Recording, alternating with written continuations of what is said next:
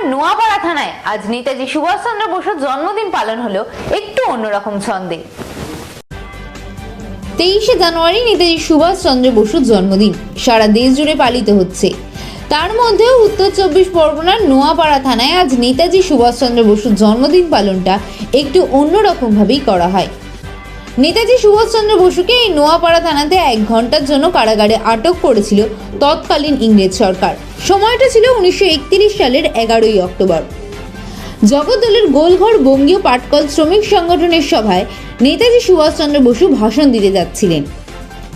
British police ভেবেছিল নেতাজির ভাষণ শুনলে ওই এলাকার শ্রমিক সাধারণ মানুষ ব্রিটিশ শাসনের উপর ক্ষুব্ধ হয়ে উঠবেন। এখনকার শ্যামনগর চৌরঙ্গি কালীবাড়ির সামনে নেতাজির পথ আটকান তৎকালীন নোয়াপাড়া থানা ইন্সপেক্টর। সুভাষচন্দ্র বসুকে নিয়ে আসা হয় থানায়। বেশ কয়েক ঘন্টা তাকে সেখানেই আটকে রাখা হয়। জানা যায় শ্রমিক আন্দোলনে যোগ দিতে শ্যামনগর চৌরঙ্গি মোড় থেকে তিনি যখন যাচ্ছিলেন সেই সময় পথ আটকায় পুলিশ। সেই সময় তিনি জোর জবরদস্তি করলে তাকে আটক করে নোয়াপাড়া থানায় নিয়ে আসা হয় এবং দীর্ঘ কয়েক ঘন্টা তাকে আটক করে রাখা হয়। 10x8 ফুটের গারদে নেতাজির পদধূলি এই থানায় পড়েছিল। যে ঘরটিতে তিনি আটক ছিলেন সেই ঘরটিকে স্মৃতিসৌধ হিসেবে রাখা হয়েছে। আজ গোটা ঘরটি সাজানো হয়েছে ফুল দিয়ে। আজ নেতাজি সুভাষচন্দ্র বসুর আবক্ষ মূর্তিতে মাল্যদান করতে নোয়াপাড়া থানায় আসেন ব্যারাকপুর পুলিশ কমিশনারেটের পুলিশ কমিশনার অলোক রাজোরিয়া। নেতাজি স্মৃতিসৌধে মাল্যদান করেন তিনি। তার সাথে ছিলেন ডিসি নর্থ শ্রীহরি পান্ডে, গারুলিয়া পৌরসভার চেয়ারম্যান রমেন দাস, উত্তর ব্যারাকপুর পৌরসভার চেয়ারম্যান মলয় ঘোষ ও অন্যান্য বিশিষ্ট ব্যক্তিরা। যে ঘরটিতে সুভাষচন্দ্র বসুকে আটক করে রাখা হয়েছিল সেই ঘরটিও ঘুরে দেখেন পুলিশ কমিশনার। এখন আজকে আমরা নেতাজিকে স্মরণ করলাম একটা ভালো প্রোগ্রামের মাধ্যমে।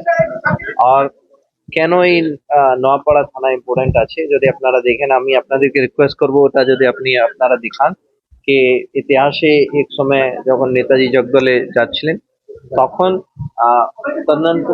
তখনকার যে পুলিশ ছিল ওনাকে আটকায়, তারপরে এখানে থানায় নিয়ে আসে আর ওখানে এই কক্ষে ওনাকে রাখা হয়। তো তাই জন্যে নোয়াপাড়া থানা এক হিস্টোরিক্যাল মানে পার্ট অফ হিস্ট্রি আছে। আর নতুন থানা আপনারা জানেন হয়ে গেছে, কিছুদিন মধ্যেই ওটা উদ্বোধন হবে। তো আমরা চেষ্টা করব এই পুরো কমপ্লেক্সটাকে নেতাজি দিয়ে একটা ভালো একটা মিউজিয়াম মতন যেটা তৈরি করাটা, যেখানে যতগুলোই ডকুমেন্ট আমরা পাবো সেটা আমরা এখানে সংরক্ষণ করব। স্বাধীনতার প্রথম আন্দোলন সিপাহী বিদ্রোহ থেকে নেতাজি সুভাষচন্দ্র বোস এই ব্যারাকপুর কমিশনারেটের আন্ডারে মারা।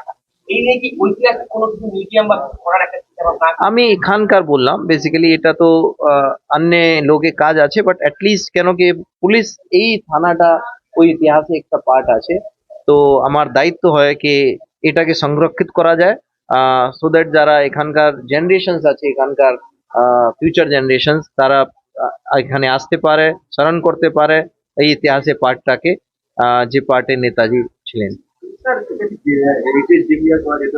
সেটা দেখুন গভর্নমেন্ট একটা প্রসেস হয়, নিশ্চয়ই আমরা বলবো।